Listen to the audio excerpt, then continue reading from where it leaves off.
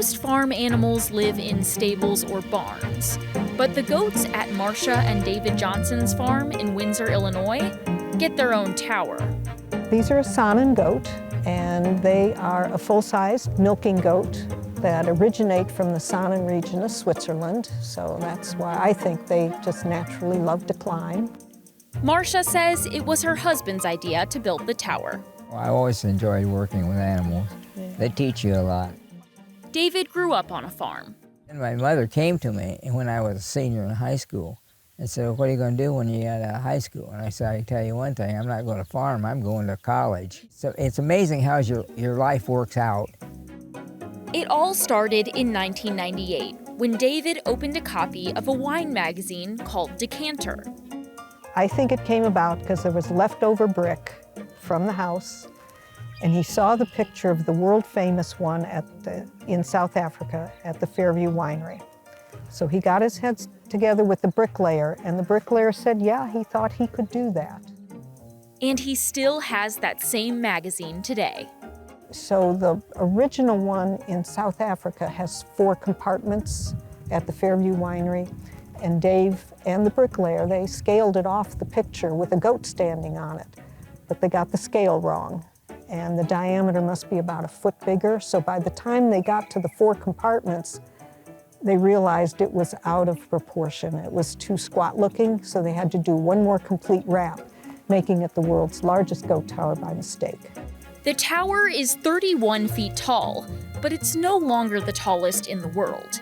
It is one of only 5 or 6 goat towers in existence, though.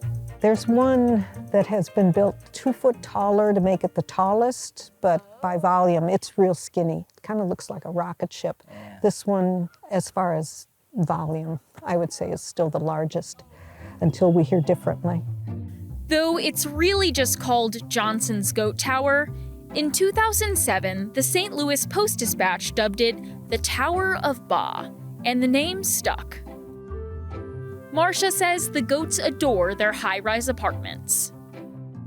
Goats love to be up high, and like he says, since there's no mountains here, we have to make something for them. And it's just a natural instinct. We bring a goat in, and within a day or two, she's on the tower.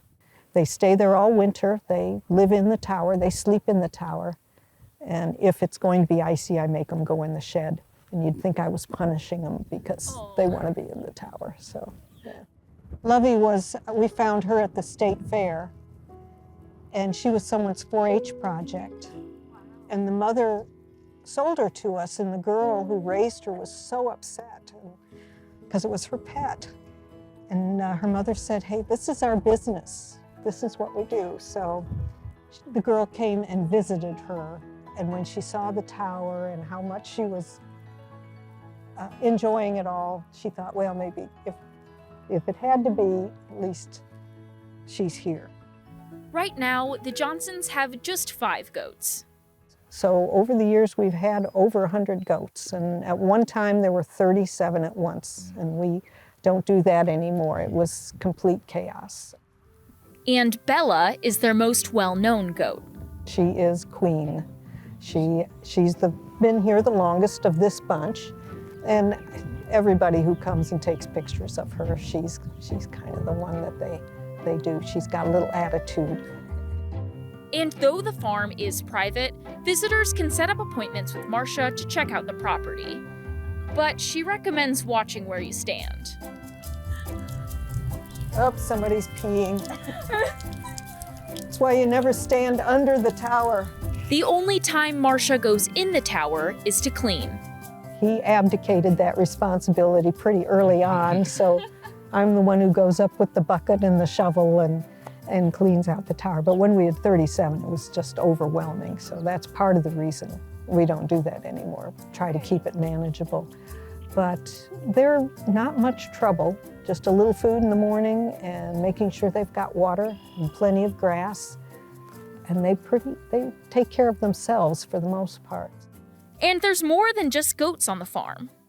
This whole 95 acres is considered a certified wildlife habitat because we just have the food and protection and water necessary for habitat. And we've got the state park right across the street, so the deer wander in and all the different wildlife wanders in and out.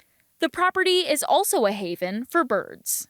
Do you know about how many different species there are? Yes, because I've written them all down. It was almost 100. We get a lot of the unusual ones in here, which is what's nice about it, because you just don't see them everywhere. What do you hope people kind of gain from the experience of being here? As he says, get goaterized.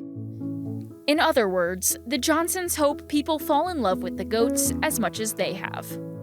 Well, I remember the bricklayer's reaction when he wanted him to build a goat tower. He said, "You're the craziest guy I've ever known." I mean, so I'm sure some people think it really is a folly, that it's frivolous and silly, but a lot of people think it's pretty neat when they walk around and they see it for the first time. It's bigger, I think, than people expect it to be. We enjoy the goats. And we like having visitors. We've had lots of interesting people over the years come and see it. For Living St. Louis, I'm Veronica Moheski.